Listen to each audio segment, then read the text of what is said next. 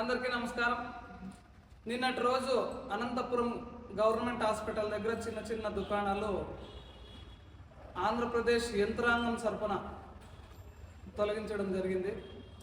ఆ తొలగించడం వల్ల ఏదైతే చిన్న చిన్న దుకాణాలు తొలగిస్తున్నారు అని చెప్పిన వెంటనే ఈ అర్బన్ ఎమ్మెల్యే గారు దగ్గుపాటి ప్రసాద్ అన్న అందరికీ మనసుకు వచ్చేసినాడు.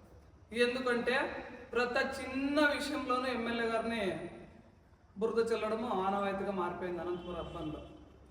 అది యంత్రాంగం కలెక్టర్ దగ్గర నుంచి, డిపార్ట్మెంట్ దగ్గర నుంచి, ఆంధ్రప్రదేశ్ ప్రభుత్వం నుంచి అనంతపురం అభివృద్ధి చేయాలా అని ఒక ఆలోచన విధానంగా ఆ శాపం తొలగించడం జరిగింది.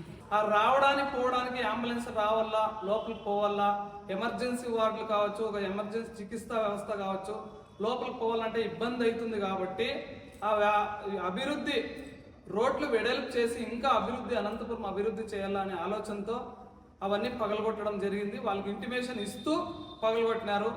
అభివృద్ధి కావాలా, మీకు అటే టైం ఏం తొలగించి మిమ్మల్ని అన్ని తుడిచిపెట్టుకోండి అని ఏం చెప్పలేదు.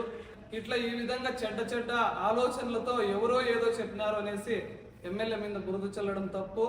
ప్రతి డివిజన్లోనూ రోడ్లు అయితే చూడండి, ఒకసారి గమనించండి.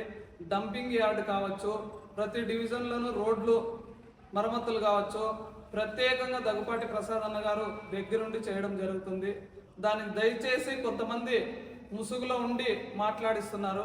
ఎమ్మెల్యే ఒకరి దృష్టితోనే కాదు, ఇది కలెక్టరు, యంత్రాంగము, డిపార్ట్మెంటు పైన ఆంధ్రప్రదేశ్ ప్రభుత్వం నుండి వచ్చింటేనే అవన్నీ పగలగొట్టడం జరిగింది.